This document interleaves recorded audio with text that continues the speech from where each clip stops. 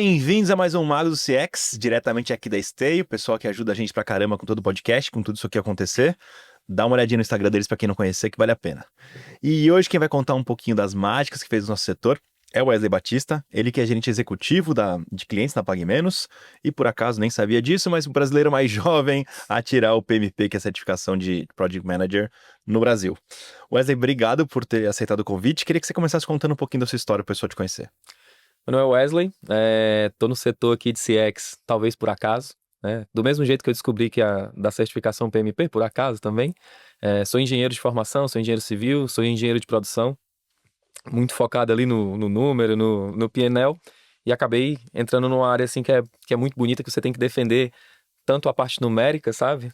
Quanto você tem que defender também na parte qualitativa, e isso tem sido aí um desafio para mim, mas está sendo uma jornada irada. Comecei como engenheiro de obra mesmo, acho que mais de 400 quilômetros de ciclovia lá de Fortaleza. Foi a gente que fez, então olhava para a obra, olhava para toda essa jornada que a gente tinha de construção. Nem me imaginava, né, o que é que poderia acontecer com a minha carreira. Fui crescendo na parte de gerenciamento de projetos, fui estudando engenharia, outros temas e tal. Acabei caindo num tema que eu me apaixonei, que foi Data Analytics, gerenciamento de projetos. Resolvi, estando bem consolidado, muito novo, tinha 22 anos de idade, era um moleque. Já tinha um time de 50 pessoas ali, onde eu já passava as missões dele e tal. Pô, o dono da empresa já confiava em mim. Resolvi ir para a empresa, fazer uma transição de carreira, mudar de empresa e ir como analista ali, como de expansão para a PagMenos, empresa que atualmente eu estou hoje. Dentro dessa jornada, comecei a tocar expansão na PagMenos. A gente começou a abrir lojas na PagMenos. A PagMenos é uma empresa que tem mais de 1.700 lojas e varejo, o sangue do varejo acaba sendo muito expansão. Então, o varejo cresce no digital e varejo cresce no físico. Então, acho que para crescer físico, a gente tem um desprendimento de CAPEX muito grande, é um projeto muito, muito pesado. E que você tem que ter uma interação com os stakeholders assim, muito, muito forte. Você tem que ter relações muito firmes com as pessoas de negócio da empresa, sabe? E acabou que, pô, tive mergulhado nisso, assim, por mais de 280 lojas e tal. Foi um processo, assim, bem legal. Durante essa minha jornada na PagMenos, assim, de escritório de projetos, de PMO, surgiu uma oportunidade de eu ir para outra companhia. Então, eu saio da PagMenos em algum período ali da jornada, eu vou para um PMO de estratégia na maior empresa de massas e biscoitos do Brasil, e aí começo a tocar o projeto de estratégia da M. Dias Branco. Imagina que fosse. Da M. Dias Branco, maravilhosa, por sinal. Então, um projeto muito bonito, só que eu senti que eu fui picado pela mosca do varejo, sabe? Pelo mosquito do varejo. E aí quando você vai para a indústria, você sente aquela diferença, né? Da agilidade, da rapidez, do aprendizado numa velocidade que a indústria é incrível, gente. Assim, não tô falando que não é, mas numa velocidade que só o varejo pode dar, sabe? E aí eu passei um ano nesse projeto, foi muito importante para minha carreira, né? Poxa, tive com a diretora incrível, a Dani Freitas, né? Ali dentro da jornada. E aí recebi um convite para voltar para PagMenos, e aí como head do escritório de projetos mesmo, tocando todas as partes de abertura de loja e tal. E aí volto para PagMenos.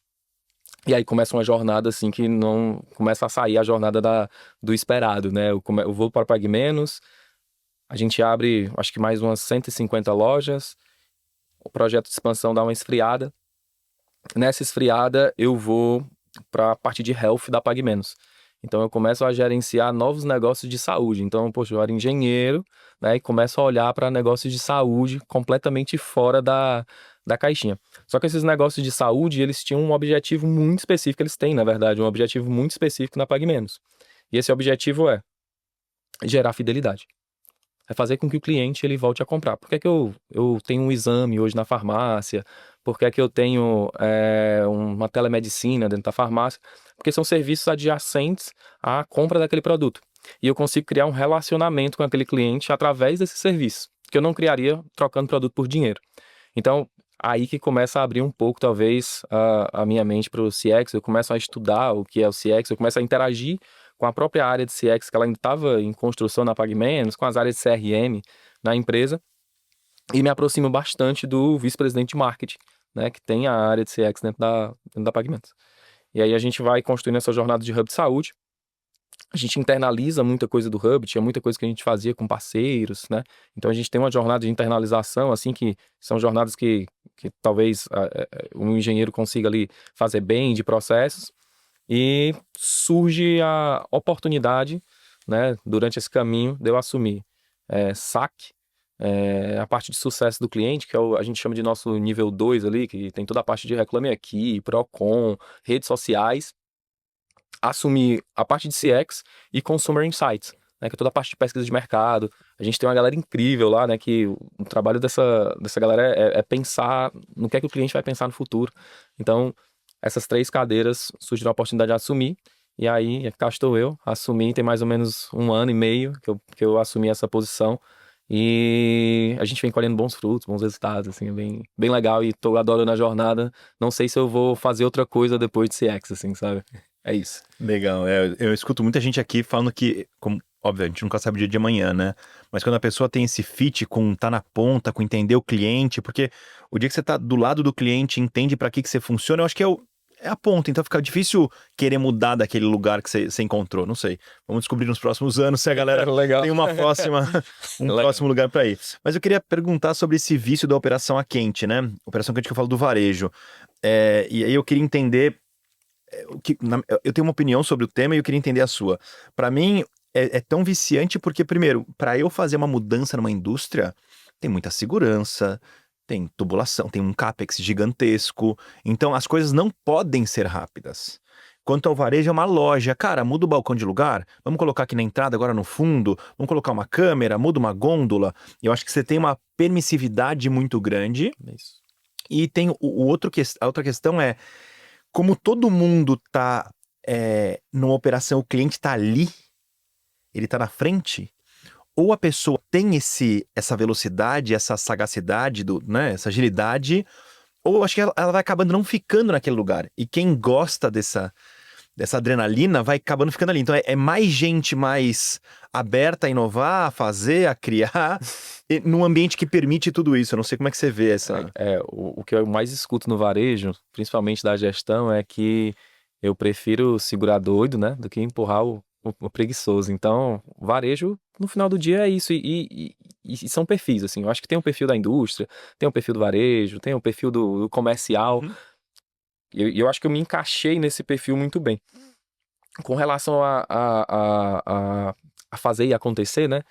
Tipo, eu mudei uma câmera aqui, eu mudei um sistema dentro da minha câmera, eu tenho agora eu tenho um mapa de calor, assim, fizemos isso em 2 dias, né? Na indústria isso jamais aconteceria, eu não posso nem subir um sistema na indústria, né, em 2 dias. O varejo, eu acho que ele permite isso porque ele precisa disso, né, para viver, para ser varejo. Tem varejos que fazem o planejamento certinho muito bem. Eu acho que tem alguns cases no Brasil de empresas que são bem, parecem indústrias, mas são varejos. Depois eu posso até citar umas que eu tive a oportunidade de bater um papo com a galera lá.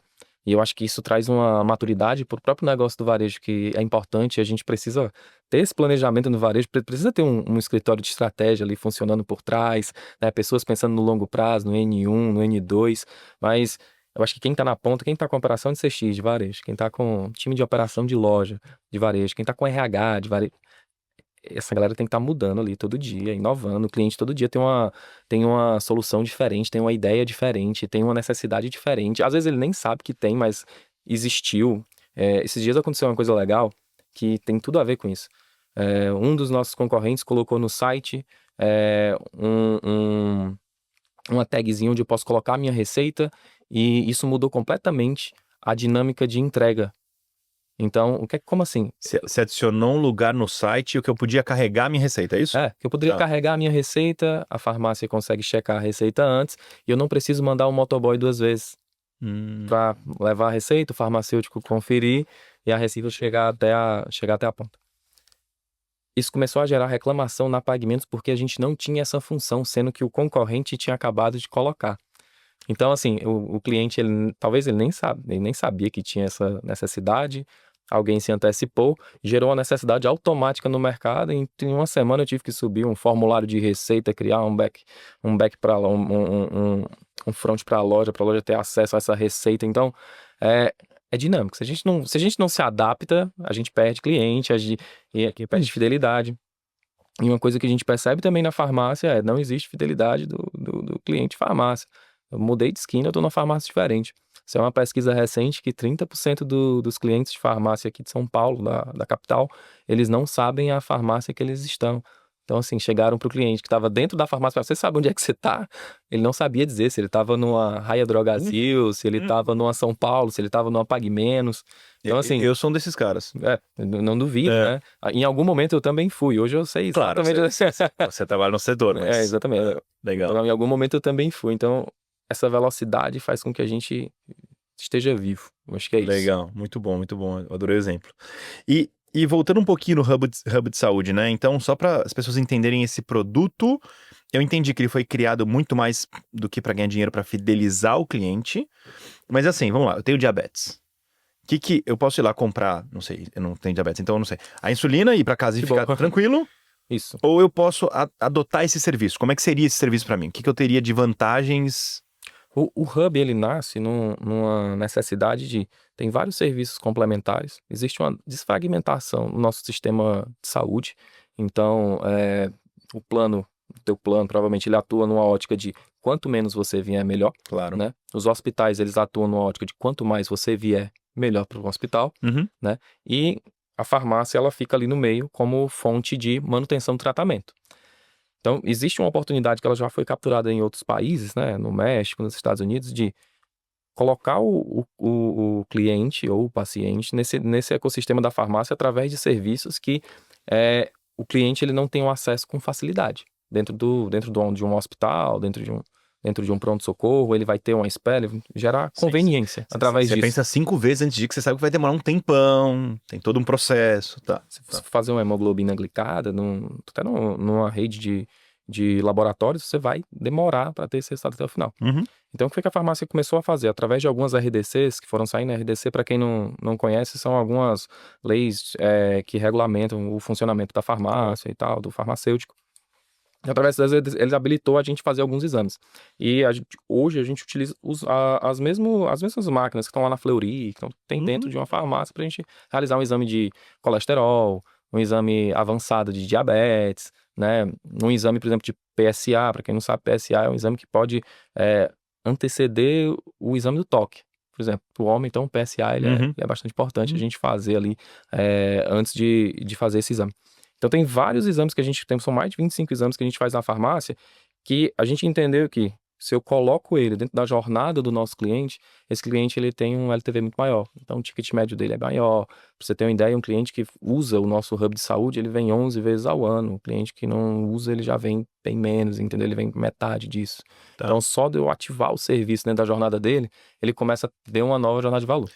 E eu posso ter um serviço só no meu caso aqui do exemplo, só de insulina não, só de diabetes. Isso. Aí eu vou lá e fecho o pacote de diabetes, ou seja, todo mês eu pago um valor X, eu já tenho os insumos que eu preciso, os exames quando eu precisar, já tenho esse pacote completo. Na verdade, muitas das vezes, dependendo do teu relacionamento com a PagMenos, isso fica tudo de graça para ti. A gente te convida, através de um programa, para ficar fazendo visitas periódicas na PagMenos e realizando esses serviços de maneira gratuita, né? A gente subsidia muitas vezes. Eu pego uma carteirinha, como se fosse da Né, menos, e eu posso usar para todas Na essas... verdade, a gente tem os dias da saúde, né? Então, assim, eu tenho a quarta da saúde. Então, se você é um cliente com tier ouro, você pode fazer o exame de diabetes, fazer a aferição de pressão, né?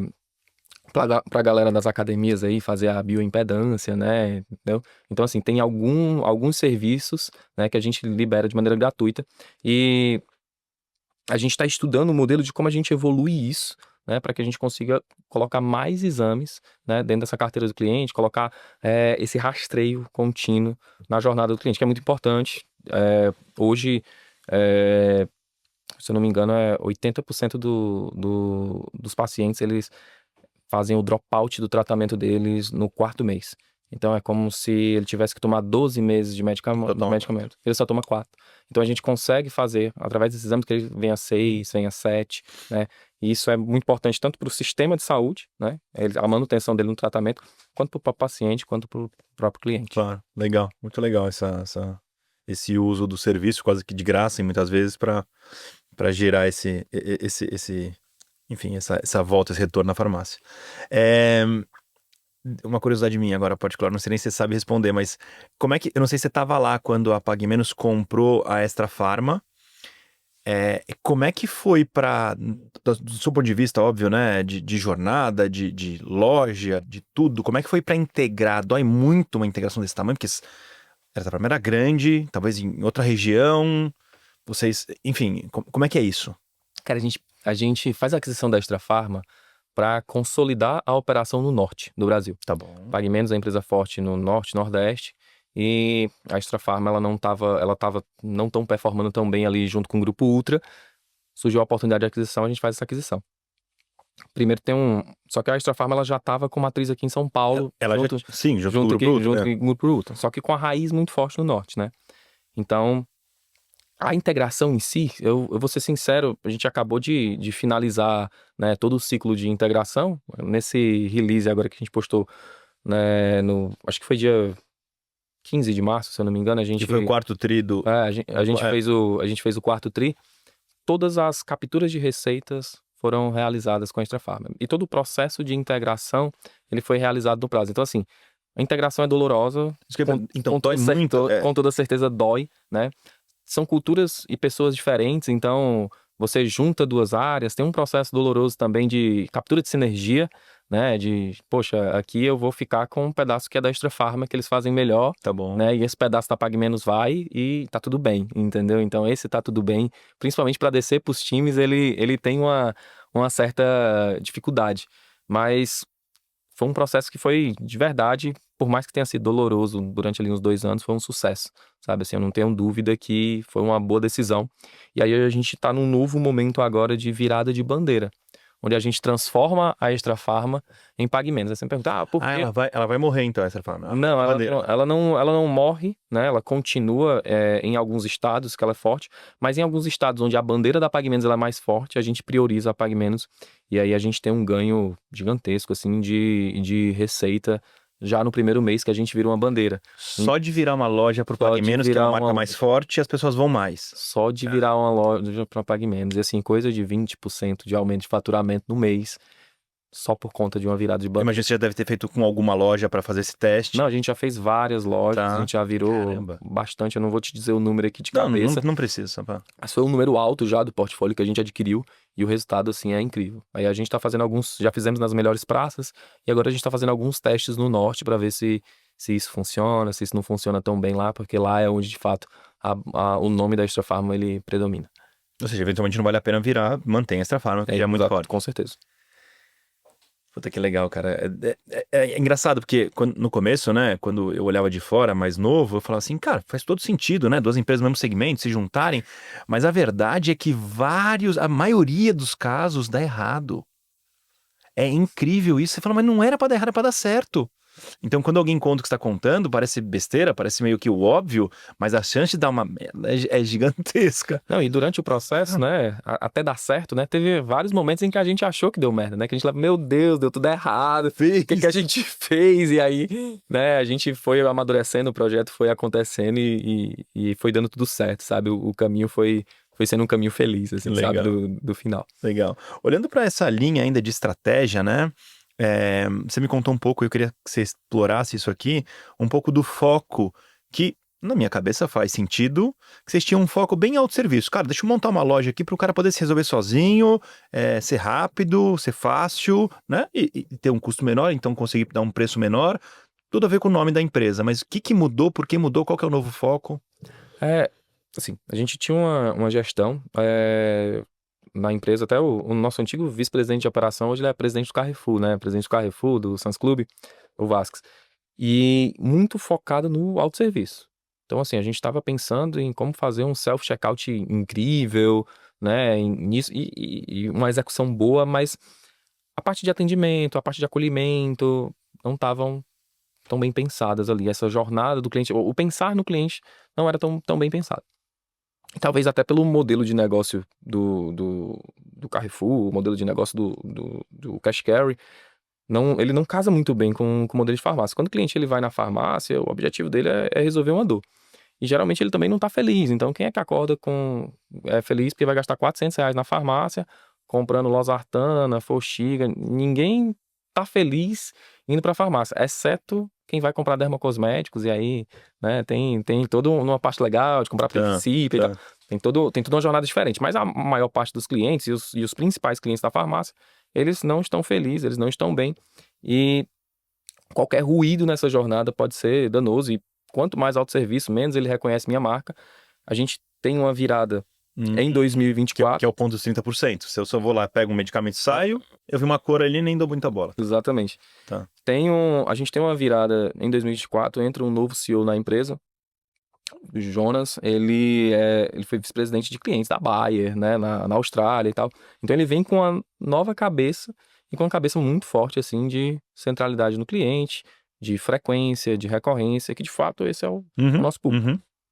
E a gente começa a seguir, né, nessa linha. E a gente começa a ter essa virada de autosserviço para cuidado, né? Então, hoje, há 4 dias atrás, eu estava com o board da empresa, a gente pensando em como é que a gente vai cuidar mais ainda desse cliente, né? E saindo coisas lindas assim da boca do vice-presidente comercial de primeiro cuidado, depois a gente vê como é que esse cara vai trazer uma receita. Obviamente, isso é muito importante para o varejo, essa receita, mas se preocupa com cuidar primeiro, porque a gente sabe que ele vai voltar. Se ele está sendo cuidado dentro da jornada da farmácia, ele vai voltar. Então, a gente desenvolvendo nosso programa e tal. Então, essa jornada de transição, ela foi muito importante, né? Então, comitês de clientes começaram a ser criados na empresa, a gente começou a valorizar, por exemplo, canais como o Reclame Aqui, que não era um canal tão valorizado, a gente começou a valorizar canais como as redes sociais, né? Então, por exemplo, lá nas redes sociais, quando a gente abria as redes da PagMenos, era meu pedido tá atrasado e tal. Então, a gente passa por um momento onde não é mais o meu pedido tá atrasado, o conteúdo tem tão a ver com o cliente que aí pronto, viralizou e os comentários são de relacionamento com aquele conteúdo. E o do meu pedido tá atrasado, tem um time por trás que tá resolvendo o pedido e o cliente vai lá e apaga aquele comentário depois e as coisas vão acontecendo e fluindo bem. Então a gente sai dessa imagem de transacional, de trocar produto por dinheiro, né, durante esse ano, e é uma construção, isso não acontece da noite por dia, para uma imagem de trocar um cuidado, né, com o cliente, trocar cuidado. Então esse é o nosso lema, né, que é levar saúde com amor para todos os brasileiros. Acho que é isso que a gente está fazendo agora. E minha esposa trabalhou no varejo um tempo, né, no Dia Supermercados, uns 5 anos, então eu consegui conhecer gente que trabalhou com ela e viver um pouco esse pessoal. E, cara, é o que você falou também, né? É a quente, tem a coisa muito do conseguir fazer imediato e acaba que, por esse motivo, o resultado também tem que ser muito imediato. O mês é tudo na vida do varejo. E aí venceu, mas o mês seguinte é tudo, então é dia a dia. Então, eu entendo a cabeça das pessoas que tocavam a PagMenos como um varejo como qualquer outro, um alimentar. Com certeza. Cara, coloca um pouco mais, vamos vender, né? Que tem essa pegada. E para quebrar esse paradigma e mudar para uma coisa de cuidado, ou vamos gerar valor para essa galera, vamos mostrar que aqui eles podem vir, porque assim, uma coisa é eu errar o arroz que eu comprei no mercado, né? Puta, eu comprei errado, tá bom. Beleza. Não é tão gostoso? Eu como? Errar o remédio eu não posso.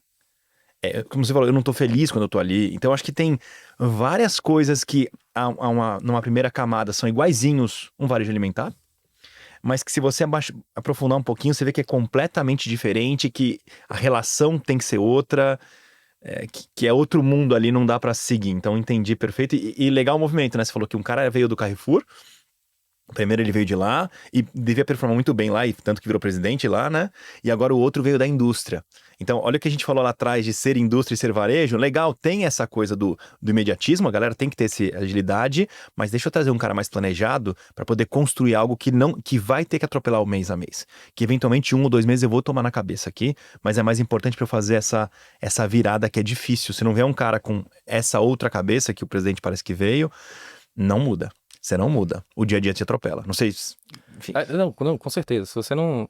E assim, se você não planeja, se você não tem um C-level pensando daqui a 2 anos, daqui a 3 anos, se esse cara vai continuar comprando com a gente, o dia a dia vai atropelar. Talvez ali os middle managers tem que estar pensando no dia mesmo. Tem que. Tem que estar pensando no mês, porque se eu perdi um mês, o outro mês vai ser maior, né? Porque eu tenho que superar o mês anterior. Então, talvez o middle manager ele tem que estar com essa cabeça, mas a alta gestão ela tem que estar com essa linha na estratégia. E a estratégia de farmácia, gente, é o cliente. Assim, não tem para onde ir. né? A gente está vivendo a pirâmide etária do Brasil, ela está deixando de ser uma pirâmide, está virando um barril, né? É isso que a gente fala. E a gente está adensando pessoas ali na faixa de 45 anos para mais. E é nessas idades que a gente começa a ter as doenças crônicas, né? Hipertensão, diabetes, que de fato é o maior público de pessoas que acabam consumindo nossos serviços e utilizando nosso negócio. E ele não vem só uma vez. Se a gente estiver jogando o jogo de ele vir uma vez na farmácia, a gente tem que jogar o jogo da frequência, a gente tem que jogar o jogo da recorrência. Eu estava entrevistando o diretor da Enel de Customer Care esses dias e também entrevistei o Marcelino lá do iFood. É legal. E é muito legal como ambos, de maneiras diferentes, as empresas veem o seguinte: eu tenho uma área de operações, que, como o Marcelino deu exemplo aqui, ele falou assim: imagina uma rua, abre um buraco. A área de operações é aquela que vai chegar, colocar cone e vai arrumar o buraco. Essa galera tá aqui.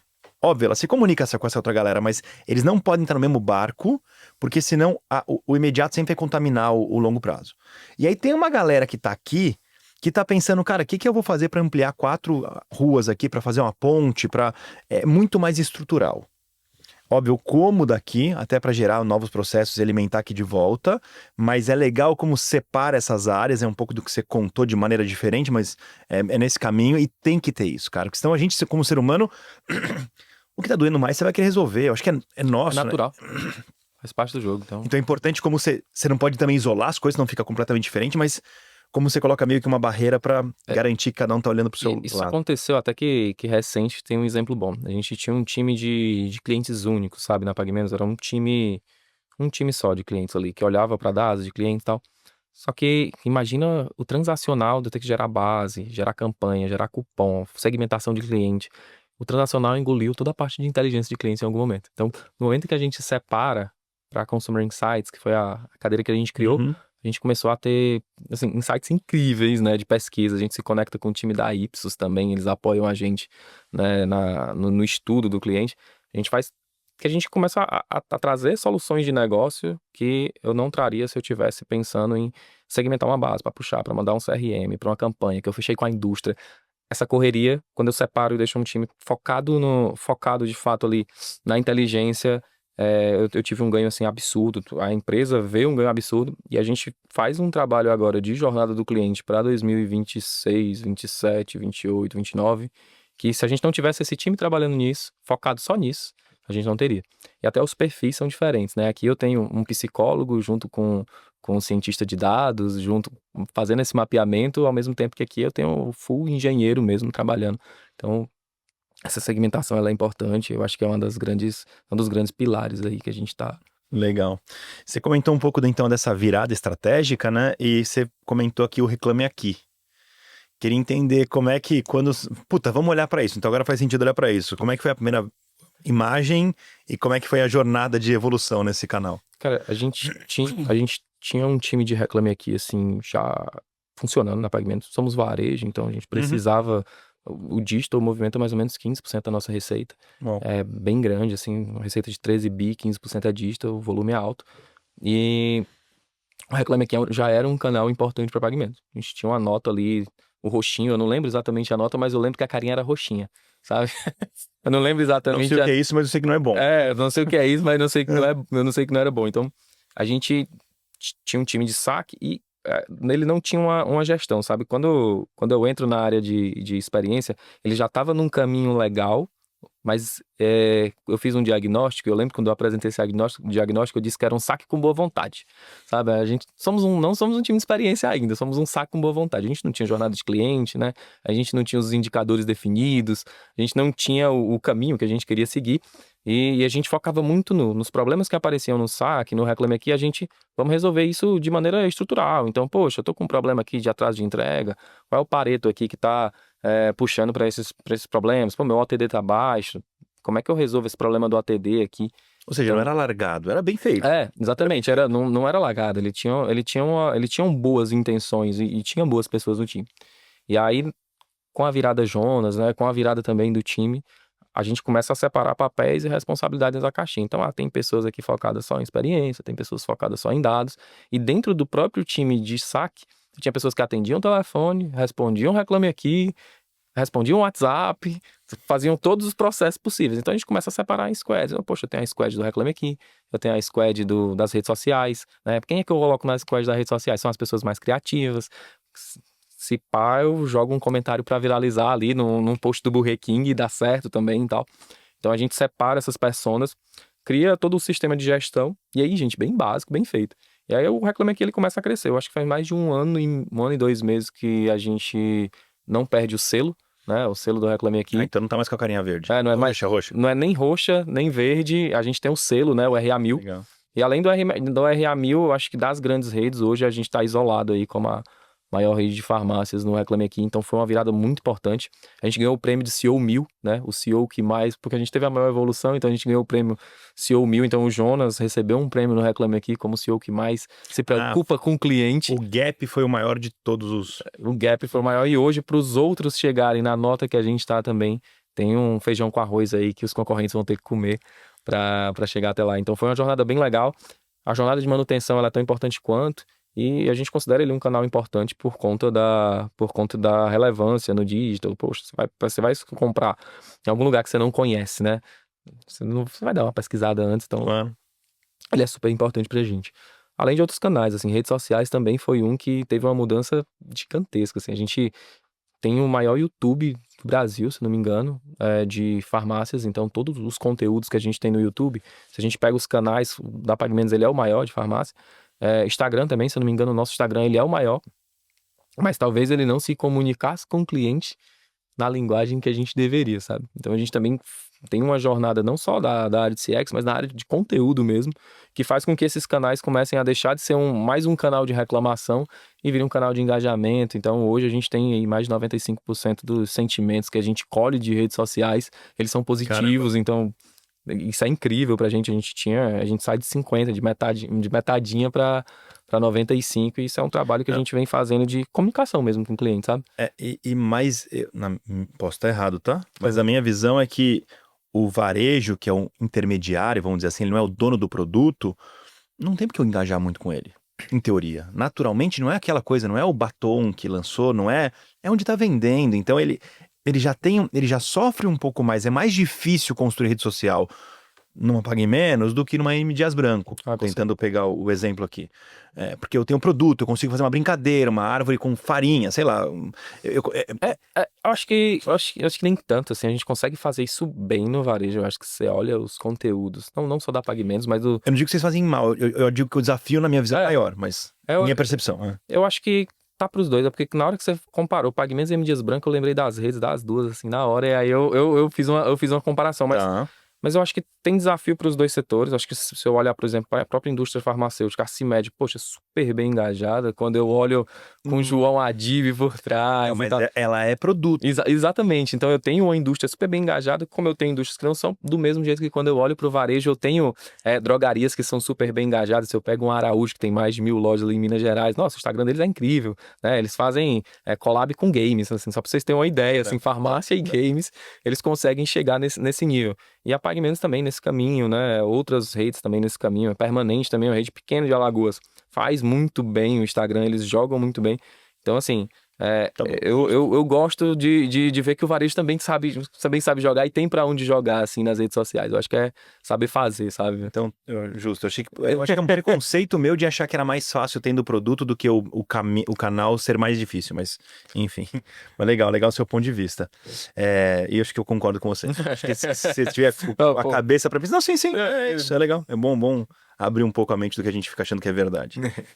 Me fala um pouco de gestão e liderança, né? Você muito novo, eu não sei porquê, mas até você falou que foi meio que por acaso e deu certo.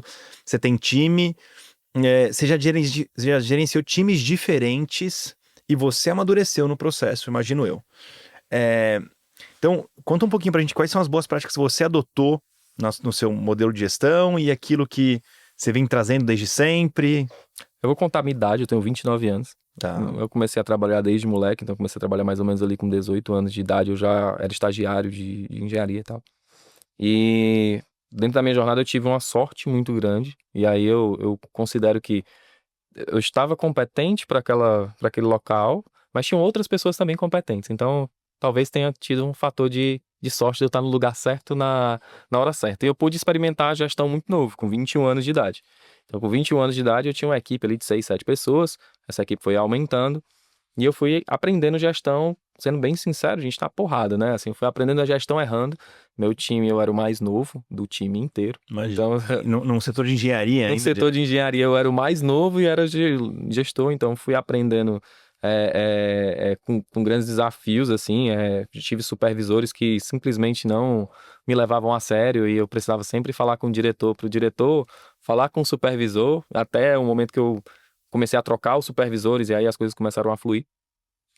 Mas na transição, acho que principalmente quando eu fui para o corporativo, as coisas começaram a ficar bem fáceis. Então, como eu já era gestor em uma cadeira na engenharia, quando eu saio para o corporativo, também já saio numa posição de estratégia, numa posição de gestão. E aí são pessoas ali que estão talvez na mesma idade que eu, só que num cargo de analista e eu estou como um coordenador. E aí vai ficando mais fácil o contato, eles vão entendendo que as coisas também estão dando certo, né? E assim, eu sempre fui muito aberto. Eu tive um gestor que ele dizia para mim que eu precisava procurar sempre um líder, né, antes de procurar uma posição. Eu precisava estar encaixado ali com um bom líder, até que eu não precisasse mais procurar um bom líder. Então, aprendi bastante com ele e consegui replicar, assim, o que ele fazia, né? Então, poxa, desde que eu tô na carreira de gestão que tem GPTW, poxa, eu fico chateado se eu não tirar o for all, assim, eu sou competitivo, né? Então tem lá aquelas votaçõezinhas de time e tal. Por quê? Porque no final do dia eu acho que gestão é ouvir as pessoas. Quando eu assumi o CX, são mais de 140 pessoas, meu time hoje. Então eu conversei com todo mundo, eu sentei com cada pessoa e conversei Meu meia hora. Deus. Foi punk, assim, mas Faz uma conta rápida, você gastou uns meses aí. né, gastei um bom tempo, mas eu tive a oportunidade de conversar com todo mundo. Eu converso com praticamente com todo mundo que entra no meu time e eu faço conversas mensais com o time de atendimento. Junto o time de atendimento sem gestão e diz, galera, tá na hora. Vamos lá, Solta. solta. E eu crio esse ambiente de facilidade, assim, de contato. Então eu não sou inacessível, eu sou uma pessoa tranquila. Hoje eu sou o executivo mais novo da PagMenos. A gente tem um vice-presidente na PagMenos de 34 anos de idade, também vice-presidente comercial, por sinal. Ele tem 34 anos de idade e eu acho que tem muita coisa que uma pessoa bem mais velha que eu, ela pode contribuir. Eu não tenho dúvida de que a experiência ela é muito importante. Uhum. Eu aprendo todo dia com coisas novas e eu acho que estar numa posição de gestão, na idade que eu tô, ela é importante primeiro para gerar exemplo para as pessoas que estão ali com idade próxima da minha, Você elas pode verem que chegar lá. existe um caminho de como chegar lá, né? E isso é possível e, assim, eu não sou, como é que eu posso dizer, né? Eu não tive nenhum padrinho assim na PagMenos, sabe? Eu não tive esse aqui é meu pai, é amigo do meu pai. Não, cara, não, foi uma jornada normal, as coisas foram acontecendo, né? Na M. Dias Branco também, não tive ninguém.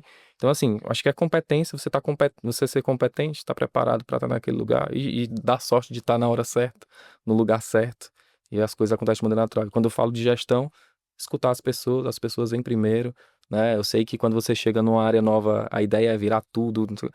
Escuta, pega o background do que aconteceu antes de fazer qualquer coisa. Eu acho que a primeira coisa que você tem que fazer é olhar pra gente, conversar com gente, aí depois você desenvolve toda a parte do que você tem que fazer. Eu acho que nenhum plano de ação sai se você não conversar com a área de negócio. Legal, legal. Eu gosto sempre de perguntar essas coisas, porque por mais que eu já esteja um pouco mais tempo em cargo de gestão, cara, eu vejo o erro que eu faço e quando eu tô conversando eu falo, podia melhorar nisso. Porque às vezes você tem na cabeça que fazer uma coisa, mas... Quando eu entrei na área de CX, né? Quando eu recebi esse desafio, eu conversei com a Márcia Pesuto, que eu conheci ela através do seu podcast. Sim, Então, gente boa ela. mandei um LinkedIn, porque eu gosto de pegar pessoas que estão na mesma posição que eu e perguntar quais foram os erros. Pra mim não cometer igual, né? Perfeito. Então, assim, pessoas que têm um background gigantesco, eu adoro conversar assim, eu adoro gastar tempo conversando com essas pessoas, porque eu vou pegar, elas vão me contar várias etapas da carreira dela onde ela errou que eu não vou precisar errar, porque eu vou lembrar, ó, a Márcia, que tem muito mais experiência que eu, já errou bem aqui, e eu não preciso errar aqui também, Só então... um adendo, eu conheci a Márcia por causa da Mari Hatz, assim fala o nome dela, Hatz, e ela era chefe, falou, cara, a entrevista que ela é muito boa e realmente ela é fantástica, Ela é fantástica. assim, um puta baita ser humano, baita profissional. Escutei o que ela falou e saí criando ali o modelo de gestão de CX, assim, eu tava Tá. ouvindo outras pessoas também, teve a Carol do iFood, teve outras pessoas que eu pude me conectar e em eventos e tal, e eu fui montando o modelo com base em pessoas que são referência no mercado. Acho que o podcast também fez parte, o podcast, vários materiais que eu também consumi ali, da construção da área que a gente tem hoje, que hoje a gente pode dizer que é uma área de sucesso, assim, que funciona bem, sabe? Eu acho que você mostrar dentro de uma companhia com mais de 26 mil colaboradores o valor de uma área de CX é muito difícil. Opa. Não é fácil você mostrar esse valor de uma área de CX numa companhia com mais de 26 mil colaboradores. Principalmente tão de varejo, focado em receita. Então, o CX, quando eu entrei, eu achava muito lúdico, sabe? Assim, tipo, poxa, é a voz do cliente e tal. Mas como é que eu tangibilizo isso, sabe? Como é que eu crio um pool de indicadores que a gente começa a ficar relevante além do NPS? Como é que eu coloco um pool de indicadores além ali do CSAT, além dos comentários de clientes das redes sociais? O que é que eu posso trazer junto com isso para me dar maturidade, para me conversar com o CFO e pedir um investimento numa coisa que não vai trazer um lucro óbvio, né? Então, eu acho que fazer CX não é fácil, e dizer que tem sucesso no CX também não é simples muito por causa disso, sabe? A vantagem da nossa área, eu acho que as pessoas estão muito abertas, cara, é muito legal, a galera dá atenção, se preocupa, quer ajudar, isso é muito bom.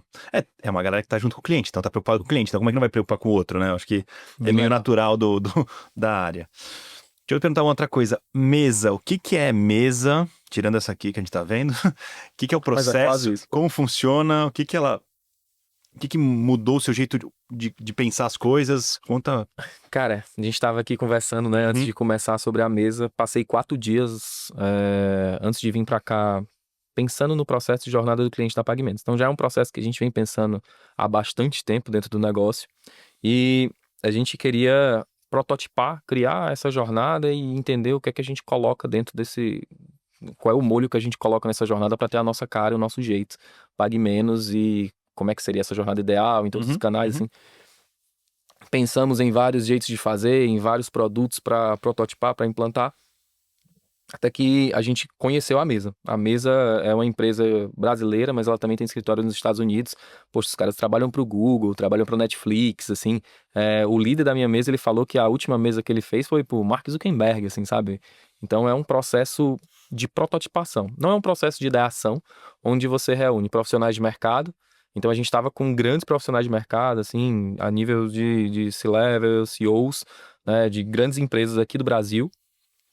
E alguns profissionais da PagMenos e algumas pessoas criativas, no sentido de diretor de arte, né, que fez trabalhos incríveis e tal, para construir isso. A gente tem 4 dias, a gente fica internado, né, literalmente, sem celular. A gente chega lá, tem um quadrinho escrito assim, Leave me alone, né, assim, então a gente deixa tudo lá, deixa celular, deixa Apple Watch. Eu até desacostumei, tô com um relógio que não é, tô com um relógio que não é o Apple Watch. Passei a usar um relógio analógico durante a mesa e me acostumei de novo a usar. E a gente passa esses dias tudo criando uma solução. Então é um processo que você, de fato, tá às 9, 10 horas que a gente passa do dia trabalhando naquilo. E eu parei para pensar, depois que eu participei da mesa, e assim, tem toda uma metodologia. Isso que eu ia perguntar, no final do dia eles são uma metodologia de transformar Exatamente. um problema, o que fazer Numa numa solução, num um plano protótipo. de manhã. Num protótipo. Mas é um plano. Num plano já com protótipos de como isso vai fazer. Então, por exemplo, se eu penso num site, eu já saio com a UX dos caminhos de como isso vai ser. Não é tão ideia, ele já vai para um segundo estágio. Não é onde você vai ideação. captar. Não é ideação. Então, por exemplo, a marca Salve, eu não sei se você conhece de desodorante e tal, é uma marca bem, bem legalzinha, assim, bem cool que tá rolando agora. Ela saiu de uma mesa, né? A investidora chegou, eu queria montar uma marca disso, daquilo e tal. Saiu da mesa. Por exemplo, o conceito da loja da Farm, né? Farm Rio, Uhum. saiu de uma mesa. Então, o jeito que a loja da Farm então lá dentro da mesa eles construíram uma loja. Então, tinha um carpinteiro lá, né? Então, eles construíram uma loja da Farm dentro da mesa, fizeram um protótipo e daí todas as lojas tiveram esse modelo e tal. Fizeram uns 4 dias uma loja. Exato. Óbvio. Lá foi 5 dias. Eles construíram um conceito. Coloca né? aqui, madeira aqui e tal. Exatamente, vai ser assim, a entrada é aqui, que aqui vai ser Então, o conceito da loja da Farm também é de uma mesa. Entre outras soluções de mercado, eles fazem solução para tech aí pra caramba, né? Então, eles deixam o protótipo pronto e já com o plano de trabalho que vai fazer. E você, de fato, trabalha todos esses dias, né? Você passa o dia trabalhando.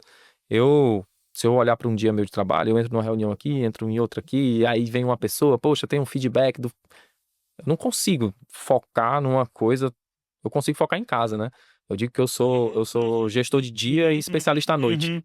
Entendo, Eu sou entendo. gestor de dia e especialista à noite. À noite eu abro o notebook e vou trabalhar, né? Então, na mesa ela tem esse potencial também de você ficar internado. E tem uma metodologia incrível, né, que é conduzida, tem todos os dias, tem um dia de download, que é o dia que a gente ensina para os executivos qual é o nosso negócio, e os executivos ensinam o que é que eles fazem bem no negócio deles. Tem um segundo dia, que é um dia que meia hora não, metade do período é ideação. Então, assim, saio muito feliz de ter participado desse processo. Eu tava conversando com um antigo gestor meu, né, e ele falou, cara, eu já fiz uma e foi melhor do que fazer um MBA, assim, pra mim, como pessoa.